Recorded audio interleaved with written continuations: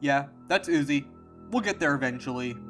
Welcome back everyone to another episode of this Murder Drone's Complete Lore series. All the previous parts are in the link down below, go check those out first if you haven't already. But last time we covered the promming, an episode where Doll tried to kill V by trapping her at the prom, and Uzi basically had their little tiny ship thing going on, and we basically see Uzi unlocked her solver powers, and oh yeah, I forgot, Tessa shows up, and we see a rebuilt Jay, and we get to see an epic fight scene in the end of the episode with Doll and Uzi. Now, we're going to go into episode 4, Cabin Fever, one of my personal favorites. And this episode is where Uzi completely loses control of herself in the end, and it also has one of the best little tiny fight scenes that we get to see in all of Murder Drones. The episode opens with Uzi's whole class arriving at Camp 98.7. On a school field trip, everyone piles off the bus and Uzi steps off last, and she is holding 2 collars in her hand. Right away, we get a flashback to before the trip. Khan shows Uzi an old photo of Camp 98.7, and he zooms in on the 2 drones in the photo wearing collars, ID number 48 and ID number 2. And then he told Uzi something that clearly hit her hard. He said that Nori used to always tell him to build doors against the coming sky demons. And that's basically what she was referring to, the disassembly drones. She knew something was coming and was warning him the whole time. Some key details from this flashback are pretty known. Khan admits that he never really truly understood Nori until it was truly too late, and he also admits to Uzi, turns out I'm not the one person that either of you two needed, meaning that he failed both Nori and Uzi. And in the end, he hands Uzi the 2 collars. One is from Nori, Uzi's mother, and the other one Uzi had gotten from Doll. These collars are connected to Nori and Yiva, and specifically to Camp 98.7, meaning that if she heads to Camp 98.7, she can get answers to all the questions that she needs. So now we head back to the school bus, and after every student disembarks from the school bus, the teacher announces this whole trip was Uzi's idea. Brayden asks who Uzi is. She's been sitting next to him for years. He genuinely doesn't know who she is. And then N and V come crashing down in front of the entire class out of nowhere, and looks like he's about to murder everyone, and then immediately switches to a cheerful camp counselor mode and starts doing roll call. And V immediately shoots one of the students. N finishes counting and says, "That's everyone, -1, and tells him he has so many distracting adventures planned, so absolutely no sneaking off to investigate anyone. And the funny thing is that V just shoots one of the students on day 1 of the camp and N just factors it in the head count. These two are genuinely some of the worst camp counselors I've ever seen. Next, Uzi gives N a thumbs up and starts splitting off from the group alone to go head into the woods and find out the story of Camp 98. Inside, she finds an abandoned building, and in there are some books, bottles on the floor, some worker drone uniforms hanging around, a calendar with a note that says evacuate all dogs in case something bad happens, and another note that confirms, cool, we did that, that's canon. Another one, also all dogs are immoral, now thanks to science. This place has clearly been abandoned for a pretty long time. And while Uzi is looking around, the absolute solver symbol suddenly appears on her right eye, and the window in front of her just shatters, and her temperature starts spiking at a high temperature. V tells Uzi she's supposed to be using the trip to find Doll, not creeping by a window watching everyone else have fun, and then she scratches a line across Uzi's eye with a knife finger, and tells her, better stay distant Doe, don't you think, since I have to kill you next. And then V leaves. After V leaves, Uzi notices she accidentally crushed a bug. She used her absolute solver powers to repair it, and that bug wanders away and then turns back at her and climbs onto her hand. And it scans her and says, welcome back 002, how can I help you today? The options on its little screen are submit a time card, PTO request, register torture chamber complaint, end my suffering, promo offer discontinued, and call an elevator. Uzi says elevator, and the bug tells her to place her on the proximity reader at Cabin Fever Labs to call the elevator. This tiny golden robotic cockroach is the key to getting into Cabin Fever Labs, the place where everything in part 1 happened, where Nori worked, where the core collapsed, and where it recognizes Uzi as Nori's ID because the solver infection she inherited from her mother. And right away, as Uzi's processing all of this, Doll appears right behind her for a second and then vanishes. She is here too, and she clearly knows something about what Uzi just found. Meanwhile, at the campsite, N is doing archery with the class, and he fires multiple arrows at the target center and it catches fire.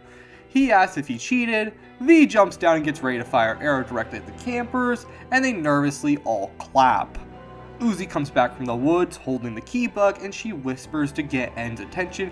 N sees her and yells, "Uzi, get on out of here!"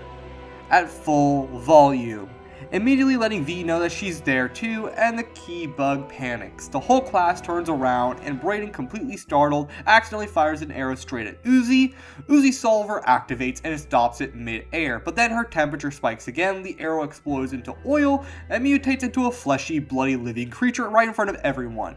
Uzi nervously says, ignore all this, I'm just going to, I live in the woods now, and runs back into the forest. And Brayden just questions, who the hell was that? N is trying to stop V from going after Uzi, and this conversation that they have is pretty important, where N says, we just can't hurt Uzi, she's a kid just like us, V, what is wrong with you? And V just responds, we have to do our jobs, and that thing leaves us alone. N then throws his clipboard at her and tells her to look after campers and flies off to go find Uzi.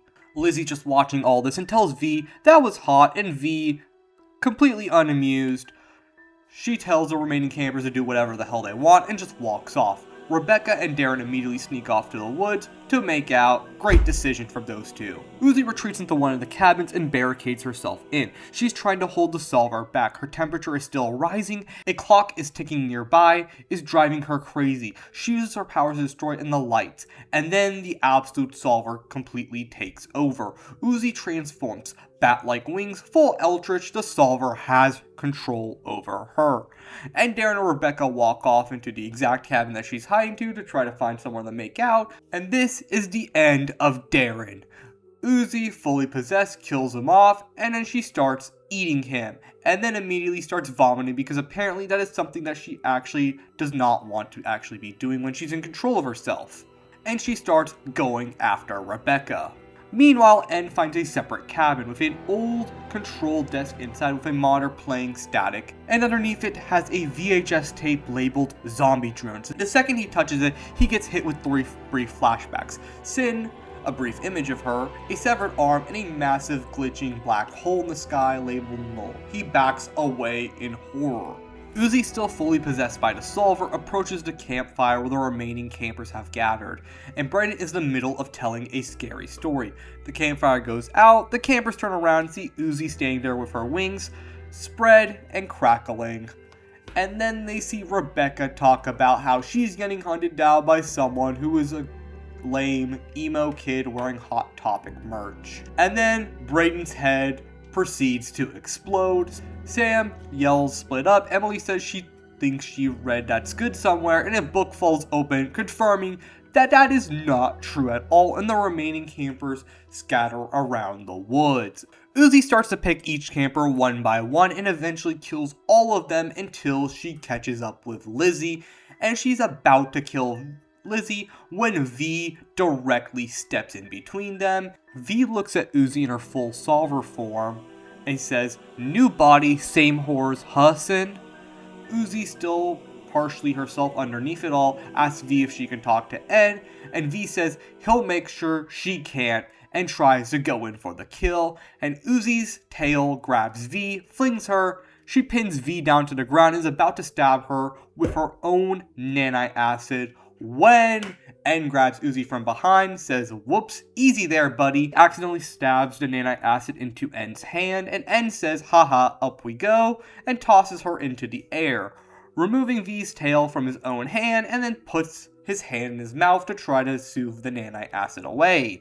Then calls down to V, "What did I say about antagonizing her?" And V pouts and says, "You always take her side." And N flies up to Uzi, and this is where the most important conversation of the whole episode takes place. N and Uzi truly have a heart-to-heart conversation.